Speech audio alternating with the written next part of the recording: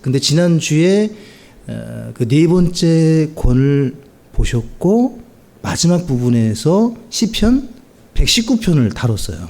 예. 그래서 시편 119편을 설명해 드리면서 시편의 그 순서대로 말씀을 전하지 않고 제가 주제별로 전했기 때문에 조금 이렇게 따라오시기가 목사님이 시편 90편을 보다가 118편을 가다가 다시 94편으로 돌아가고 하니까 찾다가 조금 약간 거룩한 짜증이 나신 분이 있을 것 같아요.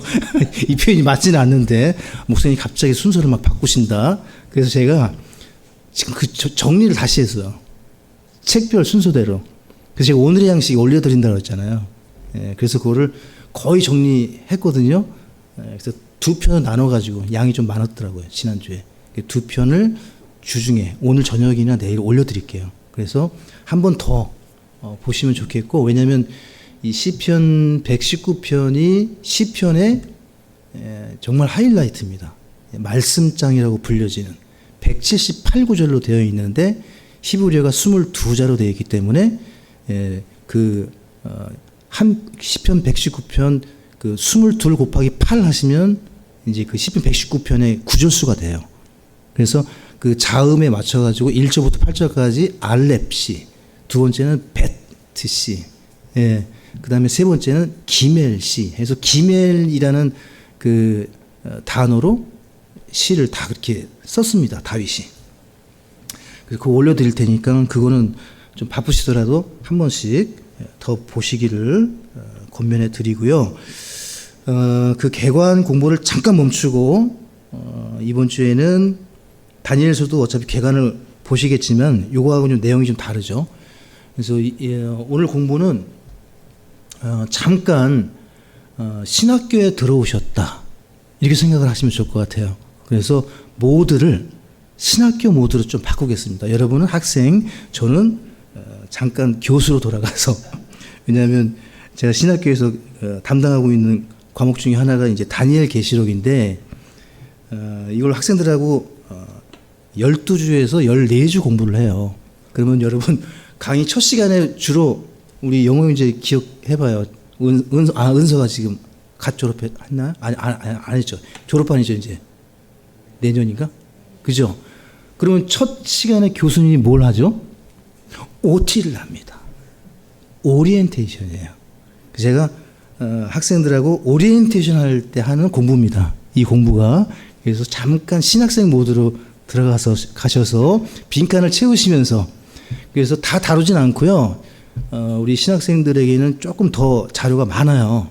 그것을 조금 추려가지고 성도님들이 어렵지 않게 따라오실 수 있도록 다니엘서 여러 좋은 교재들도 많이 있지만 제가 정리한 부분으로 좀 따라오시면 좋을 것 같습니다. 먼저 다니엘서 1장 8절을 같이 보시고, 저는 이 말씀이 다니엘서를 여는 키 구절이라고 보거든요. 그래서 다니엘서 1장 8절 같이 읽겠습니다. 그러나 다니엘은 왕이 음식이나 왕이 마시는 포도주로 자기를 더럽히지 않겠다고 마음속에 작정하였으므로 자기를 더럽히지 않으려고 내시들의 통치자에게 요청하였는데, 마음속에 작정하여서 그 이후에 환상 계시가 열리고 해석할 수 있게 하시고 마침내 봉인하라 하셨습니다. 다니엘서는 봉인된 책입니다. 계시록은 열린 책이고, 그래서 구약의 다니엘서와 신약의 요한계시록은 짝을 이루어서 같이 보셔야 돼요. 다니엘서가 없으면 계시록이 풀리지 않습니다. 계시록이 없으면 다니엘서가 의미가 없어져요. 그래서 두 책을 다 공부를 하셔야 되는데 올해는 다니엘서, 내년 여름 수행에는 요한계시록을 보겠습니다. 잠깐 기도하시죠. 아버지 하나님, 이 시간 다니엘서의 기록 목적과 저자 특징들을 살펴볼 때 오후 예배 시간이 피곤할 수 있습니다. 하나님 도와주시고 재밌게 또 이 말씀이 하나님의 말씀으로 달콤하게 송이꿀과 같은 말씀이 될 수 있도록 주님 이 시간을 특별히 의뢰하옵고 함께 하시는 성도님들에게 영육간의 강건함을 더해 주시옵기를 바라올 때 예수님의 이름으로 기도합니다. 아멘. 펜들을 다 준비해 주시면 좋을 것 같아요. 없으신 분들은 좀 펜을 나누어 주시고,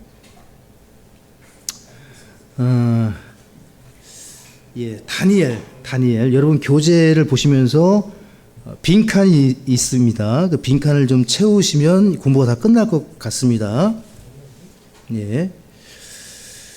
자, 대언자 다니엘이, 저희 흠정역은 개역 성경에서 선지자라고 되어 있는 히브리어 나비, 이 나비라는 히브리어를 개역에서는 선지자로, 그리고 흠정역은 대언자로, 둘 다 가능합니다.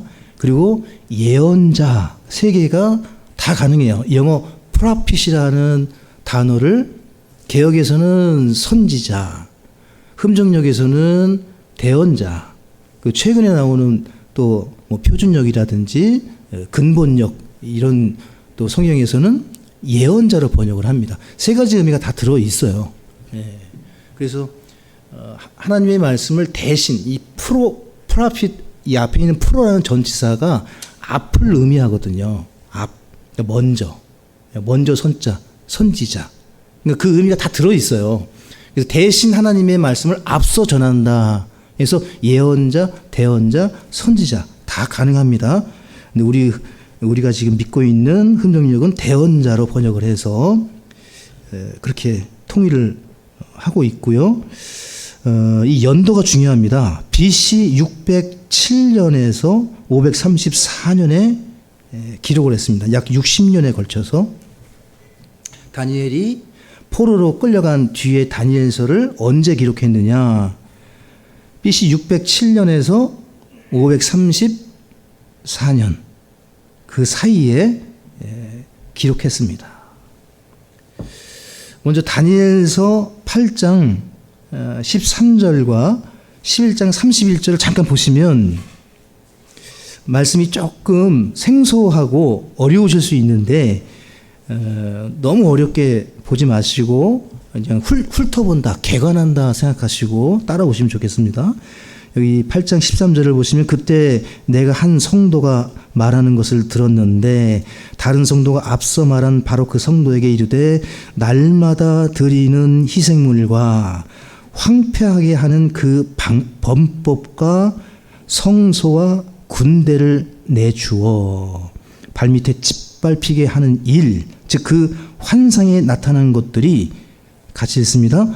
어느 때에 지속되겠느냐 하며, 이 다니엘서의 주제 중에 하나가 7년 대환란, 그리고 여기 황폐하게 하는 그 범법, 적그리스도. 그러니까 유일하게 구약의 예언서들 가운데 적그리스도에 대해서, 그다음에 대환란에 대해서 구체적으로 기록해 둔 책이 이 구약의 계시록이라 불리는 다니엘서예요. 그래서 이해하기 어려울 수 있고 공부하지 않으면 이 믿기가 어려운 부분 중에 한 책이 다니엘서예요. 그래서 한 번에 다 공부하고 깨달을 수는 없겠지만 저희가 한번 전체적으로 살펴보면서 이 다니엘서가 얼마나 중요한 책인지 그 특징들을 같이 보시는데, 자, 11장 31절도 보시죠. 군사들은 그의 편에 서서 견고한 성소를 더럽히고 날마다 드리는 희생물을 제거하며 황폐하게 하는 가증한 것을 두리라. 어디에? 성소에. 지금 이 일이 벌어진 적은 역사상 없습니다. 성소가 무너지고 깨어지고 지금 현재 서쪽 벽만 남아있죠. 통곡의 벽만. 그것도 헤롯 성전입니다. 헤롯이 만든 성전에 서쪽 벽만 남아있어요. 그러니까 이 일은 아직 일어나지 않은 7년 대환란 후반부에 있는 42달, 1280일인가요? 그 42달의 그 날수에 대한 말씀이에요. 이런 말씀들이 이제 다니엘이 환상을 통해서 계시를 받고, 다니엘서 12장에 보시게 되면 다니엘에게 이 글로 성령께서 영감하셔가지고 기록은 하게 하셨는데 선포는 못하게 했어요. 다니엘이 막 엘리야처럼 그 받은 말씀을 가지고 막 선포하고 백향목처럼 막 맞서 싸우고 이런 게 없어요. 다니엘에서는 다 글로 환상 계시를 풀어서 해석해 주고 하는데 본인은 성경을 기록할 뿐 그것을 열어서 확장시키지는 않아요. 그게 하나의 명령이었어요. 너는 봉인하라. 봉인은 뭐죠? 닫아버리자는 거예요. 이게 언제 열립니까? 주님이 재림하실 때. 계시록 4장부터 18장까지에 있는 그 부분을 다시 이 다니엘서가 없으면 풀지를 못해요. 요한계시록은 크게 세 부분으로 구성이 되어 있다고 말씀을 드렸어요. 요한계시록은 1장부터 3장까지는 7교회에 대한 말씀이에요. 4장부터 18장까지는 환란에 대한 말씀이에요. 교회는 휴거되어서 하늘로 올라가고 계시록 4장 이후부터는 교회라는 단어가 안 나옵니다. 이때 요한계시록 4장 1절에 보시게 되면 한번 보실까요? 요한계시록 4장 1절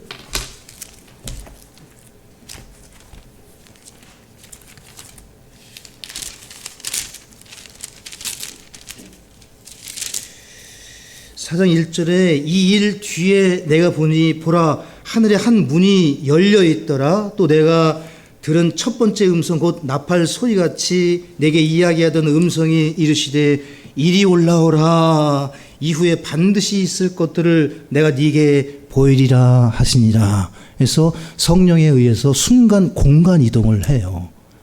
사도 요한이 마치 휴거되듯이 하늘로 올라갑니다. 바울이 고린도후서 13장에 하늘로 셋째 하늘로 순식간에 올라갔다 내려온 것처럼 사도 요한이 지금 하늘에서 이 계시를 받는 거예요. 그래서 지금 사도 요한이 요한계시록 4장부터 18장까지 앞으로 일어날 환란 시대를 봅니다. 7년 대환란에 일어날 일들을 하늘에서 보고서 기록을 하는 거예요. 그 계시록 4장부터 18장까지는 교회하고 아무 상관이 없어요. 우리는 다 하늘로 올라간 뒤. 그래서 이게 믿어지기 어려운 책 중에 하나가 계시록인 겁니다. 19장에 예수님이 재림을 하세요. 그게 이제 재림하시고 이제 계시록 20장 1절부터 6절까지 성경에서 가장 하이라이트 아브라함이 꿈꿨던 본향 아브라함이 본향을 꿈꾸면서 더 좋은 부활을 이야기하잖아요. 히브리서에서. 여러분과 제가 나그네와 순례자로 살면서 어디에 갑니까? 여기에 가는 거예요. 자, 계시록 20장 1절에 보시게 되면은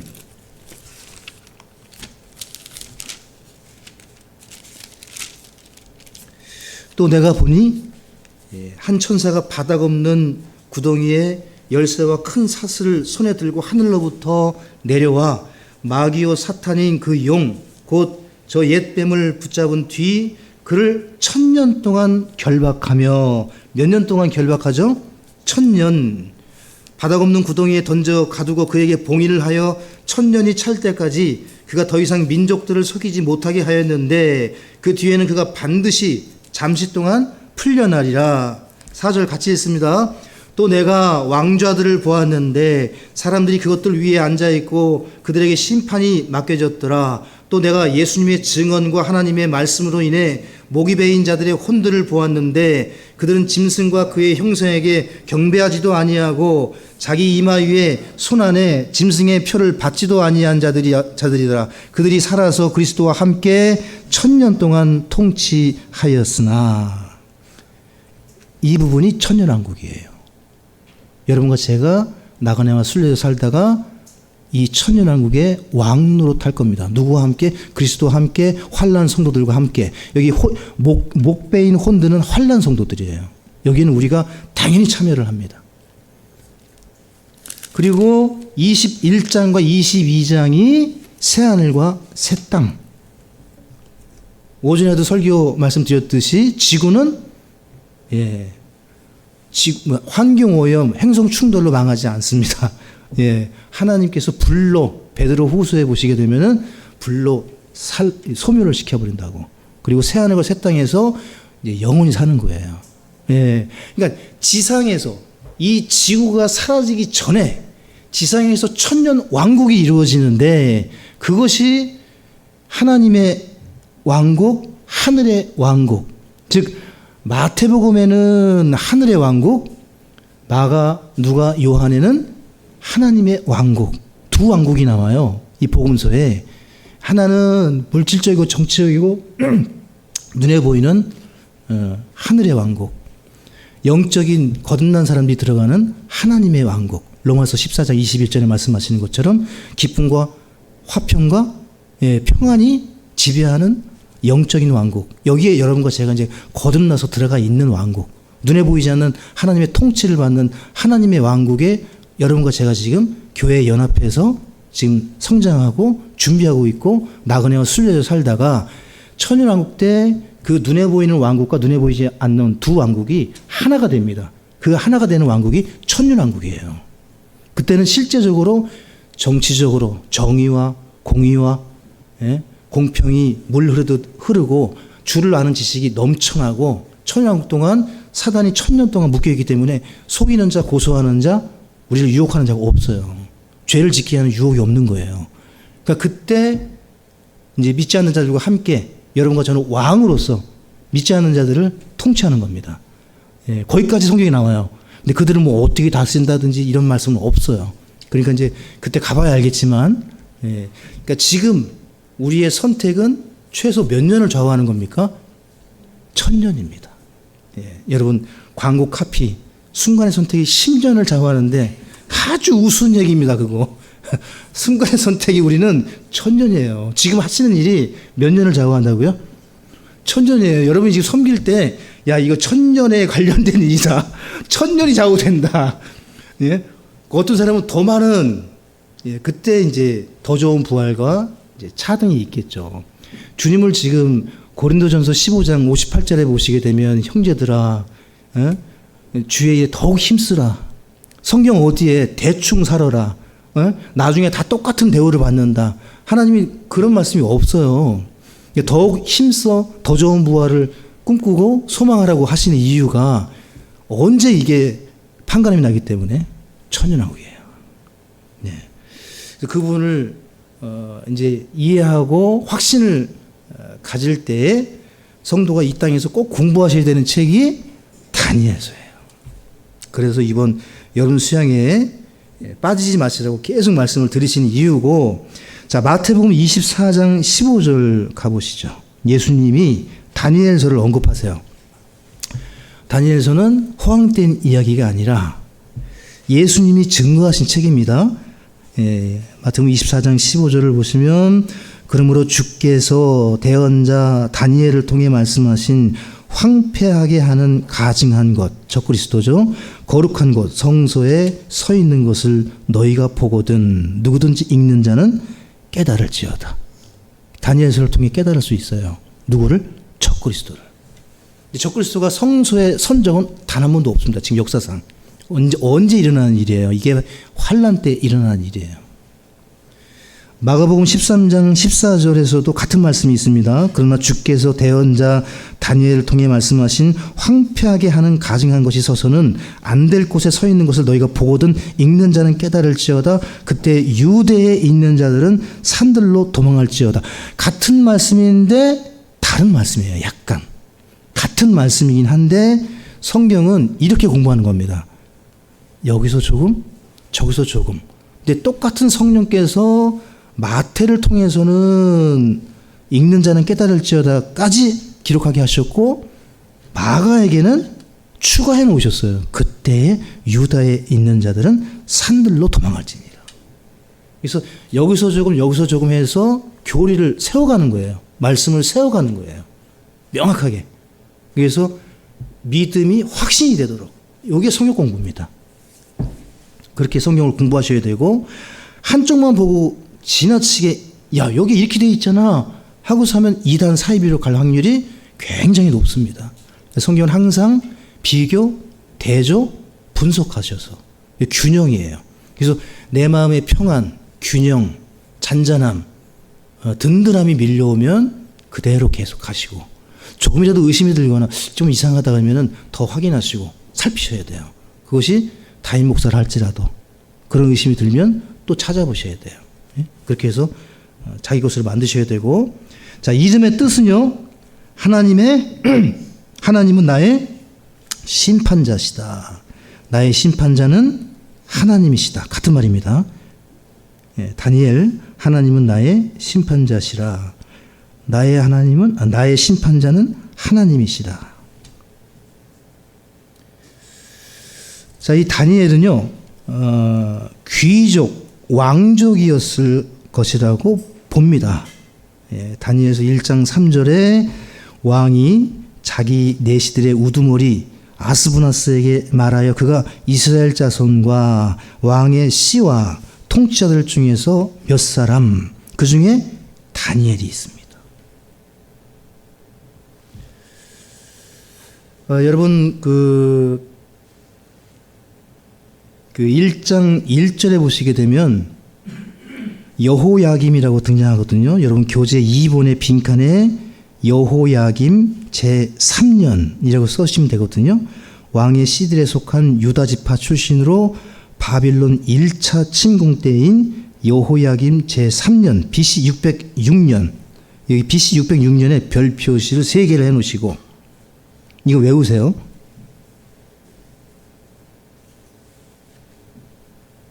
이게 나중에 굉장히 중요한 연도로 나옵니다. 즉 7년 대환란, 재림의 시기를 가늠할 수 있는, 즉 69일회가 끝나고 70일회가 남았거든요. 그 한 주를 이제 이것으로 우리가 이제 70년을 계산을 해야 돼요. 그래서 606년 끌려갔어요. 607년부터 성경을 기록하기 시작했어요. 60년간. 우리가 이제 추정하는 겁니다. 이건 성경에 안 나옵니다. 다니엘이 70년 동안 바벨론 포로 기간 70년을 전체 기간을 다 체험한 사람이 다니엘이에요. 네, 그 기간에 이제 이 다니엘서를 씁니다. 예. 그래서 이 부분을 수영에 가서 조금만 더 디테일하게 살펴볼 텐데, 느부갓네살이 3차 침공을 해요. 3번 유다를 공격해서 606년에 처음, 두 번째, 세 번째 586년에 이제 남한국 유다 예루살렘이 멸망을 합니다. 그래서 포로들을 3번 끌고 가요. 그 중에 첫 번째 끌려간 사람들 중에 다니엘이 있는 거예요. 예. 성경을 찾다 보면은 여러분 그 교재에 써드린 성경 구절을 제가 이 프레젠테이션은 다 넣었는데 이걸 다 읽을 수는 없을 것 같아요. 중요한 부분만 찾고 넘어가도록 하겠습니다.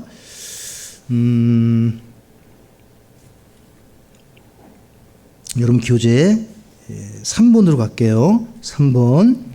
자, 바빌론 제국의 느부갓네살의 통치하에서는 느부갓네살의 잊어버린 꿈을 알려주고 해석해 줌으로써 바빌론 제국에서 매우 높은 지위까지 올라갔고, 즉 총리까지 올라갔고, 벨사살, 다니엘서 6장에는 벨사살 왕이 등장하는데 그때는 셋째 치리자로 올라갑니다.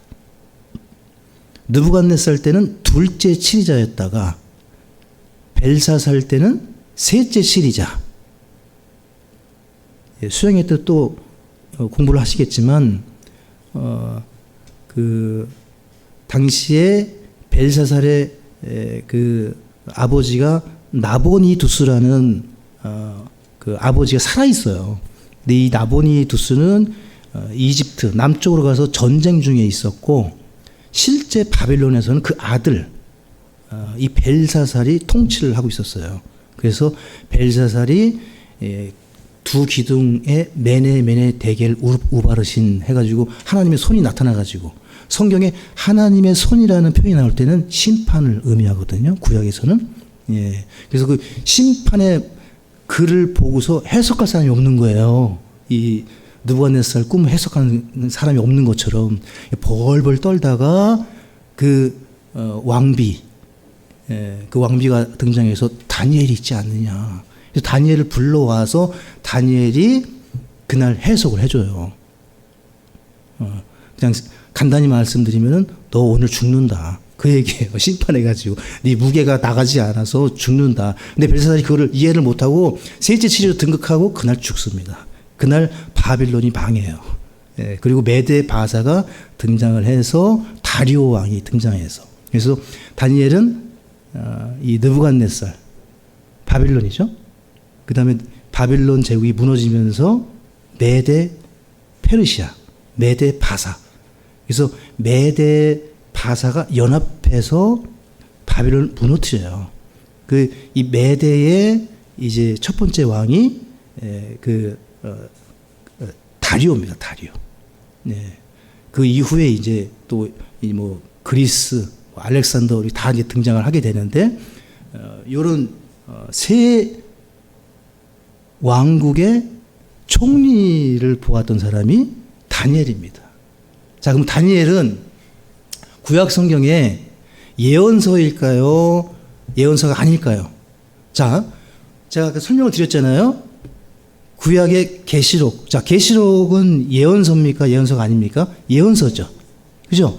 여러분, 이 성경이 기묘하게 이 구성이 되어 있는데 여기에 과거, 현재, 미래 시점으로 성경이 구성이 되어 있다고 말씀드렸잖아요. 구약이 39권, 신약이 27권, 근데 구약의 역사서 17권, 창세기부터 에스더까지. 이게 과거예요. 그래서 앞에서 창세기부터 17권을 읽으시면 구약의 역사는 그냥 다 이해가 되시고, 그 다음에 욥기부터 솔로몬의 아가서까지 5권이 현재를 의미하는 시가서. 그래서 역사서 17권, 시가서 5권, 그리고 나머지 대선지서, 소선지서, 대선지서 5권, 소선지서 12권, 17권. 이게 미래. 그래서 구약이 과거, 현재, 미래로 구성이 되어 있는 거예요. 역사서 17권, 시가서 5권, 예언서, 선지서 17권, 17, 5, 17 더하면 39권.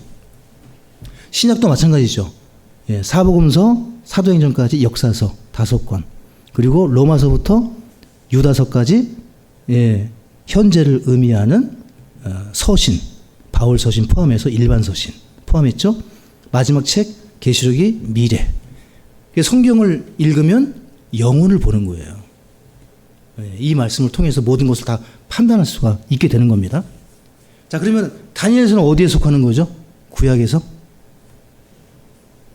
지금 위치가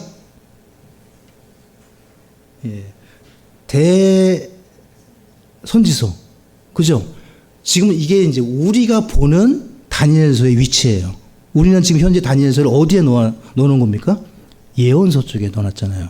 근데 히브리어 성경에는 다니엘서가 예언서가 아닙니다. 히브리서는 순서가 달라요. 역대기가 마지막 책이라고 말씀드렸잖아요. 예. 우리는 말라기가 마지막 책인데 히브리어 성경에는 역대기 하가 마지막 책이에요. 예. 그리고 다니엘서는 성문서에 들어가요. 성문서. 즉 율법서, 예언서, 성문서가 있거든요. 구약의 토라 구성하듯이.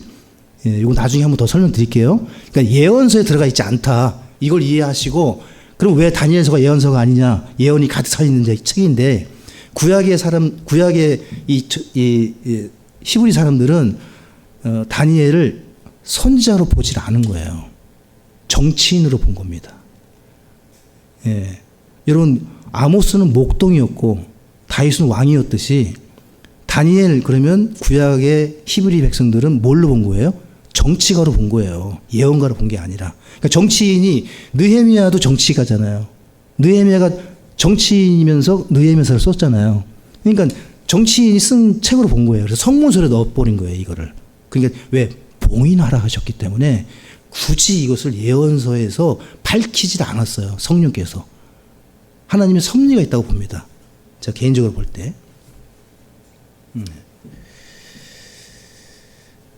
제가 설명하려고 하는 의도를 이해하셨죠? 네. 그러니까 참 성령께서 너무 기묘하고 신비하게 다 연결해서 배치도 하시고, 지금 이제 영어 성경이 번역되면서 성경 66권 순서가 다시 배치가 된 게 이게 섭리라는 거예요. 하나님의 섭리. 지금 다니엘서를 성문서에 넣지 않고 지금 성령께서는 우리에게 어디에 이걸 넣으신 거예요? 이제 열라고 여신 거예요. 열려질 거기 때문에 예언서 쪽으로 넣은 거예요. 이게 배치를. 이게 원래 성문서에 있는 거를 굳이 왜 예언서로 뺐느냐? 우리가 볼 땐 이게 예언서인 거예요. 이제 점진적인 계시를 통해서 하나님의 계시가 뒤로 갈수록 신약으로 갈수록 구체적이고 선명하고 구체화되거든요. 예. 창세기 12장에 있는 이삭이 어린 양이고 그 어린 양이 예수라는 사실이 신약을 통해서 밝혀지거든요. 이게 점진적인 계시거든요. 예. 그렇게 이해하시고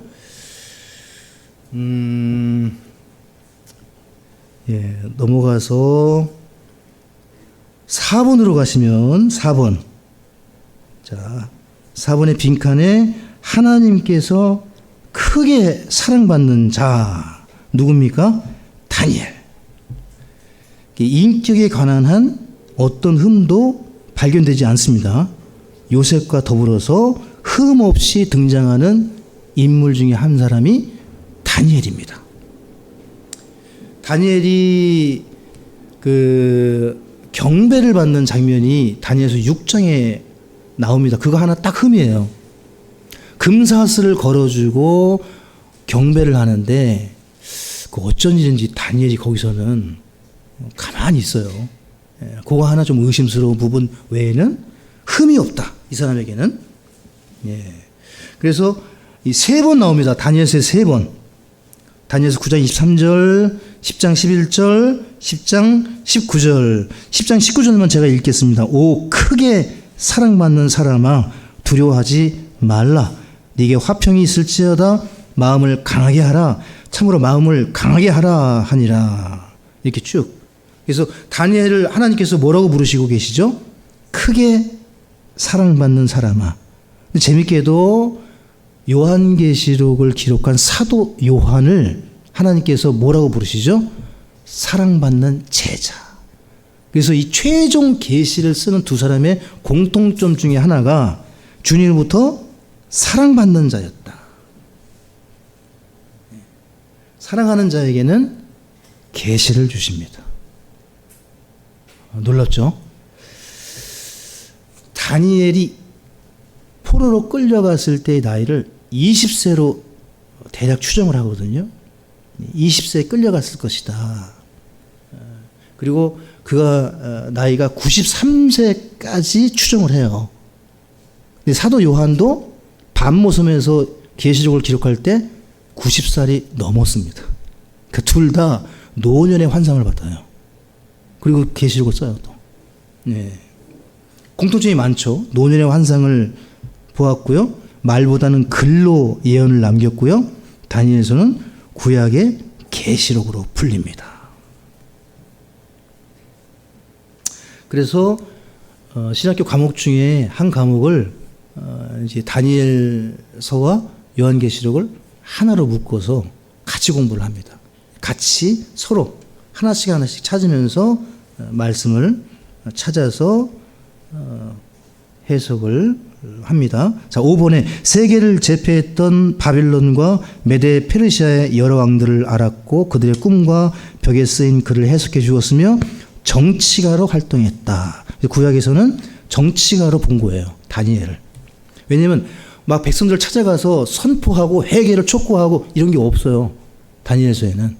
하나님께서 받으신 꿈을 해석하고 환상을 받고 기록하고 천사와 대화하고 노년에까지 환상을 받고 글로 기록한 대표적인 사람이 다니엘. 공직에 있었을 때 그를 시기한 고위급 관리들에 의해 모함받은 적은 있지만 이게 다니엘서 6장이죠. 사자굴에 던져지잖아요. 탄핵을 당하지는 않았다. 이때가 어떤 일입니까? 그 다니엘을 시기한 여러분과 제가 하나님의 은혜를 받고 직장 생활을 열심히 하잖아요. 반드시 다니엘서 6장이 일어나요. 그냥 자기들 그냥 막 먹고 마시기가 너무 불편한 거야. 다니엘이 있으면. 제가 생각할 때 그래요. 이 친구는 총리가 돼갖고 아주 공정하게 일 처리를 요즘에 제가 축구를 보면 2분 하이라이트만 주말에 좀 보거든요. K리그 1, 2만 보는데 보다 보면은 요즘에 축구협회에 관련된 이 연관된 그 알레고리를 해서 계속 뜨는 거예요. 축구협회 뭐 무슨 접대해가지고 법카를 썼다느니 심판을 매수했다더니 막 이런, 예? 얼마나 참 엉망진창인 상황. 근데 이게 이제 보통 조직들, 국가들의 이제 시간이 갈수록 그런 상황인데, 이 다니엘은 이게 안 되는 거예요. 꼼수가 안 통하는 총리. 그래가지고 다리오 왕에게 글로 문서를 만들잖아요. 앞으로 30일 동안, 40일인가요? 40일인가 30일 동안은 다리오 왕 외에 누구에게든지 탄원해서는 안 된다. 그러니까 기도가 포함되어 있는 거예요. 다른 어떠한 형상에게나 누구에게나 기도해서는 안 된다. 이거를 아예 도장을 찍어가지고 조서를 만들어버린 거예요. 칙령으로. 다리오 왕은 그냥, 이게 왕이시여, 왕 외에는 그 누구도 백성들이 다른 데 쳐다보지 않도록 이 법령을 세우소서. 그러니까 그 말에 홀딱 넘어가가지고 다리오가 도장을 찍고 했더니 그 부하들이 즉각 하는 일이 뭡니까? 제일 먼저 건 사람이 다니엘인 거예요. 왜냐하면 다니엘이 그 조서가 찍힌 것을 알고도 어떻게 합니까? 예루살렘을 향하여 창문을 열어놓고 하루에 3번씩 기도하더라. 오전 9시, 12시, 오후 3시. 딱 되니까, 시간 되니까 창문 열어놓고 탄원하지 말라고 했는데 다리오 외에는 하늘에 계신 하나님께 기도하니까 저 사람 법령을 어겼다고 근거해서, 그래서 사자굴에 넣었는데 제일 안타까워하는 사람이 누구죠? 사자굴에 집어넣을 때? 다리오 왕이 이 다니엘을 얼마나 총애했는지 순간 덫에 걸린 걸 아는 거예요. 이야, 이 부하들이 나를 속여가지고 올무에 걸어서 다니엘을 죽이고자 이 조서를, 칙령을 꾸몄구나 해가지고 이 사자굴에 던져진 다니엘이 들어가자 울면서 다니엘아 하면서 나중에 만나잖아요. 그래서 하나님을 찬양하거든요. 저 개인적으로 느부갓네살이나 다리오는 하나님을 만났을 가능성이 있어요. 성경에 그렇게 정확하게 기록되지 않지만 그럴 가능성이 충분히 있다.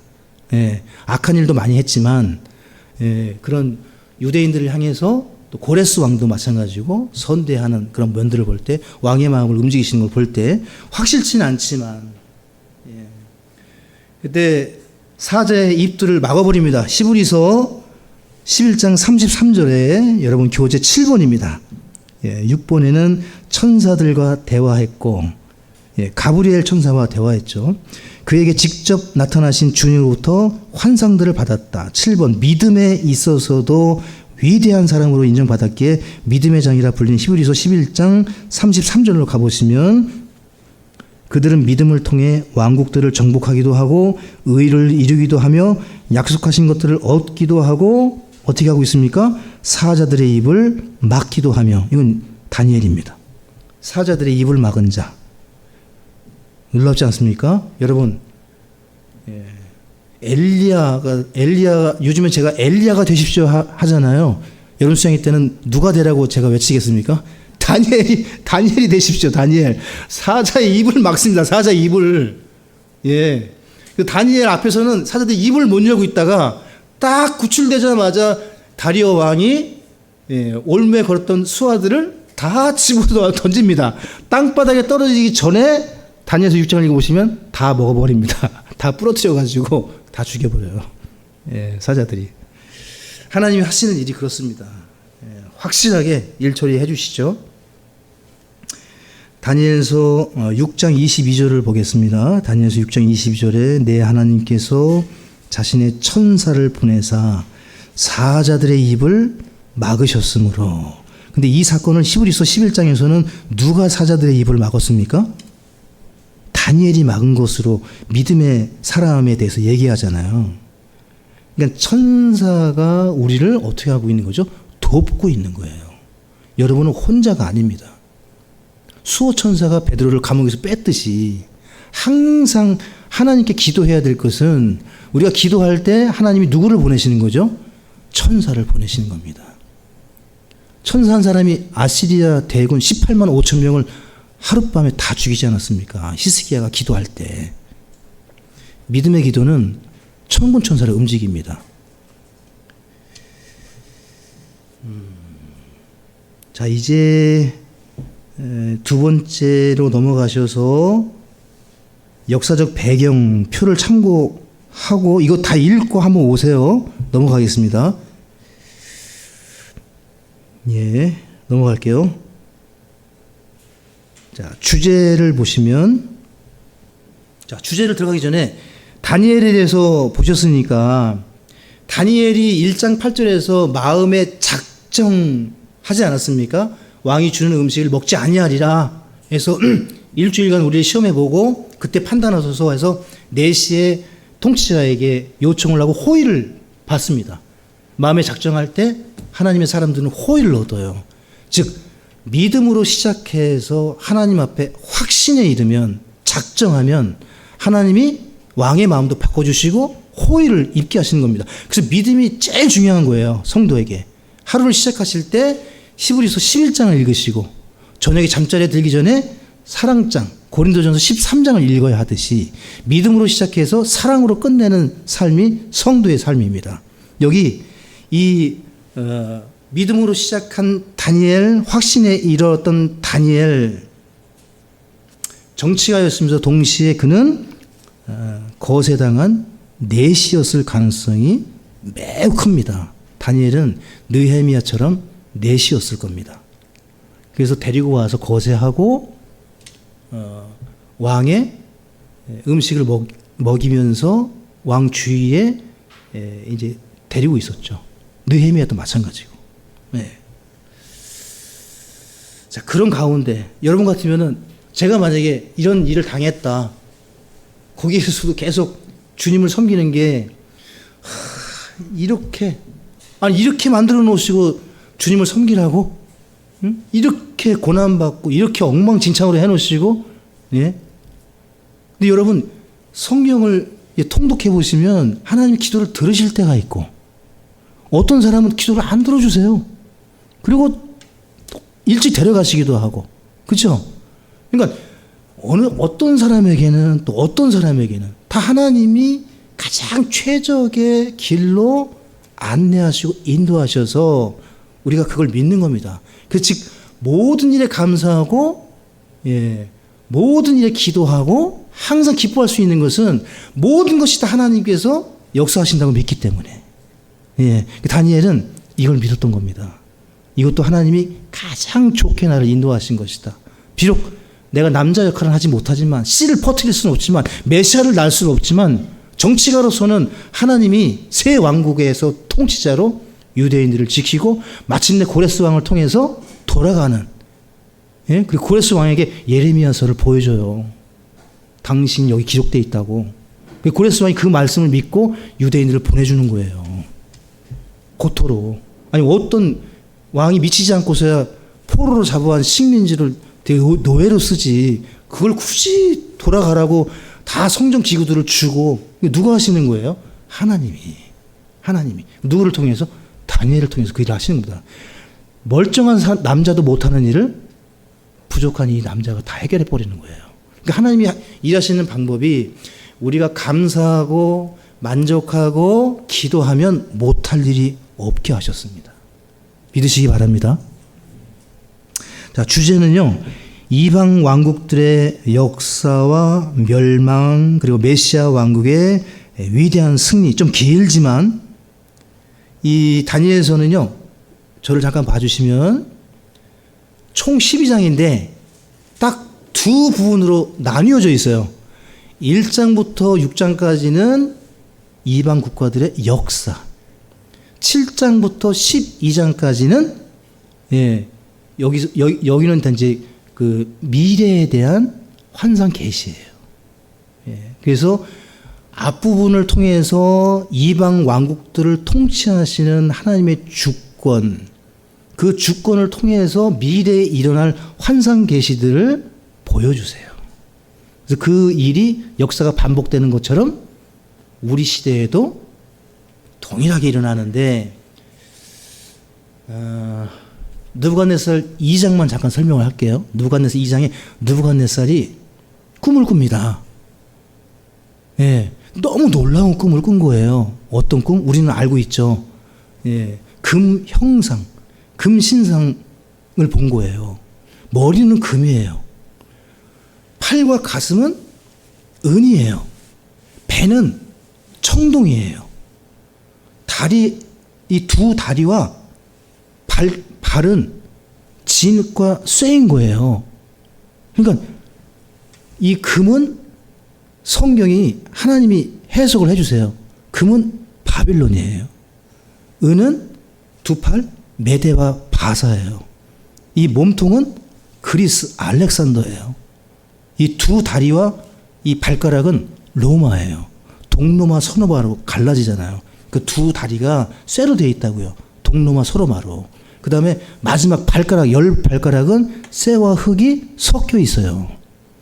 지금이 여러분과 제가 그 쇠와 흙이 섞여 있는 왕국을 지금 보는 거예요. 그 왕국이 적그리스도의 왕국입니다. 이게 아직 오지 않은 거예요. 즉 로마 제국이 이 세계를 통치할 것입니다. 재림하기 직전에 온 세계가 하나로 어떤 제국으로? 로마 제국처럼 온 나라가 다 섞이는 나라. 그리고 이 진흙과 쇠가 섞이는 마지막 왕국을 모퉁이 돌, 다듬지 않은 돌이 쳐가지고 이 형상이 무너져요. 누가복음 2장에. 예. 그러니까 그 역사가 우리 기록된 역사에도 똑같이 나온단 말이에요. 근데 그 역사를 이루신 그 하나님이 이방을 다스리시면서 앞으로에 있을 이방 온 세계의 역사를 미리 계시하신 사건이 7장부터 12장인 거예요. 예. 그래서 그 나머지 왕국, 하나 남은 왕국이 무슨 왕국이라 했죠? 적그리스도의 왕국, 천년 왕국. 그 왕국을 다루는 게 7장부터 12장. 저는 이 얘기를 하면 굉장히들 기대감을 가지신다고 생각했는데 지금 보니까 굉장히 어려워하시는 것 같네요. 목사님 지금 혼자만 지금 저렇게 엄청 좋아하신다 지금 이러시는 것 같아요. 아니죠? 기대하고 있죠. 자, 그래서 이번에 가셔가지고 오늘 살펴본 이 부분을 조금만 더 들어갈게요. 그래서 구절을 좀 찾아서 좀 비교해 보면서 이 구절이 그런 의미였구나 하고 보시면 되겠습니다. 기록 목적입니다. 이스라엘의 미래 그리고 이방인의 때에 대해서 알려주시기 위해서. 다니엘의 관심은 이방인들의 역사를 기록했지만 그 속 중심에는 항상 이스라엘입니다. 그리고 천년왕국과 이 7년 대환란의 주인공은 14만 4천도 유대인이고 천년왕국의 수도도 예루살렘이고 이스라엘입니다. 우리는 그들과 함께 통치합니다. 우리는 원가지가 아니에요. 우리는 그 올리브 나무에 접붙여진 가지들입니다. 그래서 이 예수님이 유대인인 것처럼 유대인을 빼놓고 우리가 등장할 수가 없어요. 이 성경의 역사 가운데. 자, 그러면은 이제 특징인데요. 자, 이방인의 때가 찰 때까지 여러분과 제가 지금 어떻게 하고 있습니까? 복음을 전하고 있죠. 자, 여기를 좀 보시면, 자, 다니엘서의 중요한 주제가 이스라엘과 뭐라고 말씀드렸죠? 이방인의 때. 그럼 이방인의 때가 차면 누가 오시는 거예요? 예수님이 재림하시는 거잖아요. 그 이방인의 때가 찬다는 것이 지금까지는 복음서나 신약 성경을 통해서 볼 때 많은 설교자와 신학자들이 복음이 온 세상 곳곳에 마태복음 28장 18절, 19절, 20절 말씀처럼 모든 민족에 가서 아버지와 아들과 성령의 이름으로 침례를 주고 내가 가르쳐 분부한 모든 것을 가르쳐 지키게 하라. 이 말씀이 들어가면, 복음이 들어가면 이방인의 때 주님이 재림하신다고 믿고 선교에 박차를 가해서 온 선교 단체들이 지금도 세상 곳곳에 들어가서 지금 복음이 안 들어간 나라가 있습니까? 없습니까? 없어요. 지금은 심지어 이스라엘로 복음을 전하고 다녀요. 이제 갈 데가 없어가지고. 이스라엘까지 복음이 들어갔는데 주님이 재림을 안 하셔요. 오신다고 했는데. 그럼 주님이 재림할 때는 오전에 서역 공부할 때 제사장, 대언자, 또 누구시죠? 왕. 기름 부음 받은 자. 예수님이 재림하실 때는 어린 양으로 오시는 게 아니라 누구로 오신다 그랬죠? 짐승 중에 사자로. 사자로 오셔서 무엇을 하십니까? 심판을 하신단 말이에요. 그렇죠? 심판을 할 때 하나님께서 구약과 신약에서 심판을 내리실 때는 항상 이방인들의 때에 오셨어요. 이방인들의 죄악이 찰 때, 이방인들의 죄가 관영할 때, 노아의 홍수도 마찬가지고 120년 동안 방주를 짓게 하시는데 그들이 회개치 않고 죄가 관영할 때 때가 참에 심판을, 이스라엘이 430년 동안 이집트에서 종노릇할 때 아모리 족속의 죄악이 관영하지 않아서 430년이에요. 그들이 때가 차서 이방인들의 죄악이 찰 때 출애굽하게 하시는 겁니다. 심판. 7족속을 가나안 땅에서 심판하시죠. 그래서 다니엘서에서 말씀하는 이방인의 때는 구약이에요. 복음을 전파하는 시대가 아닙니다.